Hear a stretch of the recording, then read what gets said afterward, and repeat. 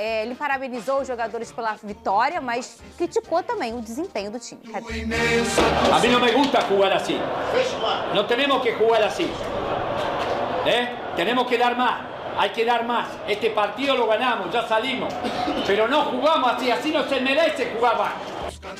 Olha só, pode até ser, não é uma informação, que alguns jogadores não estão nem entendendo o que ele está falando. Porque às vezes eu também não estou entendendo, que ele fala um espanhol assim, um portunhol meio difícil. Mas não importa.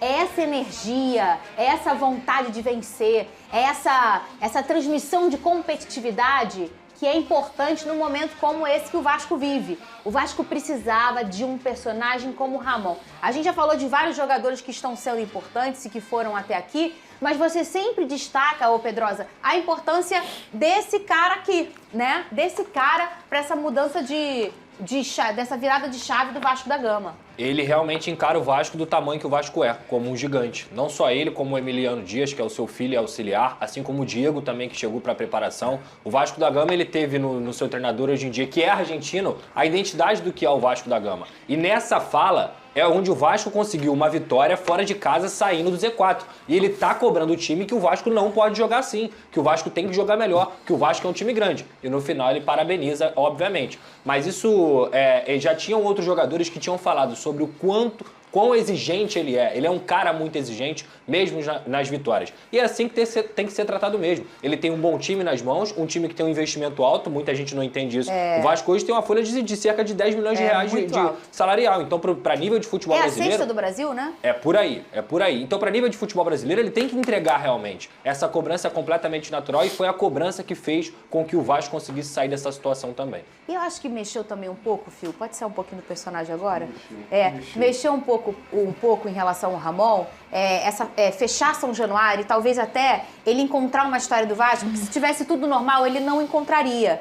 Mas, obviamente, passaram para ele história de tudo que o Vasco já viveu nos seus 126 anos?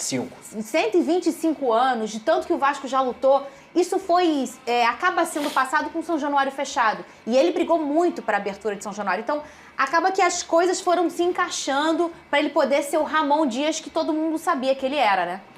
Tá tudo encaixado no Vasco nesse momento, assim, né? Aparentemente para sair disso. A gente vai ver, vai ter uma derrota em algum momento. Normal. E aí a gente vai ver como vai reagir a essa primeira derrota, se vai entrar no desespero de novo ou não. É como a gente sabia que em algum momento o Botafogo ia perder. E aí tem que ver que horas vai virar essa chave do Botafogo. Acho que o Vasco é a mesma coisa. É assim, a derrota vai acontecer.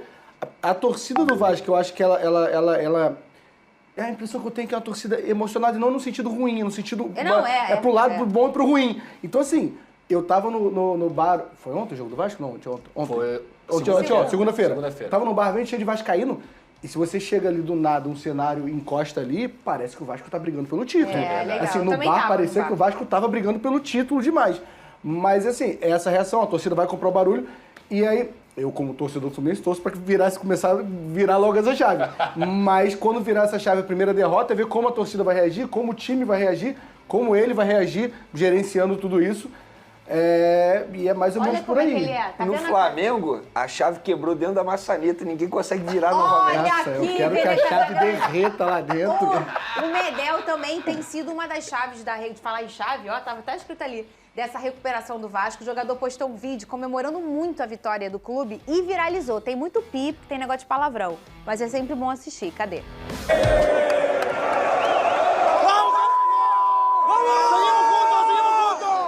¡Salimos de esta mierda, loco! ¡Vamos! Siguiente partido. ¡Brunito! ¡Vamos, carajo, vamos! ¡Vamos, Vasco! ¡Muito Vasco! ¡Vamos! ¡Muito Vasco! Cara, isso é muito legal. Deixa eu só ver uma coisa aqui rapidinho, só um negocinho. Ah, tá aqui ainda o João Gomes. Ele tem a tatuagem, João Gomes. Eu não tiro a tatuagem. tatuagem. Deixa eu ver aqui uma coisa aqui rapidinho. Medel. Tá aí, ô Pedrosa. Tá pronta a tatuagem dele, Vene. Você faria se você fosse Vascão? Do Medel? Eu pensaria já. Eu iria ao tatuador, e aí? Tô pensando em fazer essa tatuagem aqui. A bandeirinha do Chile. Eu estaria nesse processo, entendeu? Ele tá no caminho certo. Quer dizer, então, que você pegou o chileno errado? Pegamos o chileno errado. Lá ele. Tá rindo, né, filho? Não, achei Você é só bom. alegria hoje, né? Porque esse lado aqui. amanhã eu vou tomar Não, eu tô de boa. Olha aqui, olha aqui. Olha aqui, ó. Que momento, Esse aí é quero- o Benaroz. Quem é o Benaroz? Ele é preparador do Vasco, massagista, faz as coisas lá também. É até ele que caiu naquele dia do Maracanã que o Medel ficou rindo da cara dele. Ele é um cara muito importante pro ambiente do Vasco da Gama. Todo mundo gosta dele. Achei que fosse Todo o professor Não, Xavier. eu adorei ele no vídeo. Inclusive, eu já tô com essa figurinha aqui que o Gustavo, nosso editor, separou pra mim. Essa figurinha que eu tô usando muito. Já mandei. Essa Boa cabe com figurinha. tudo. Bom, ruim, coisa legal, coisa esquisita.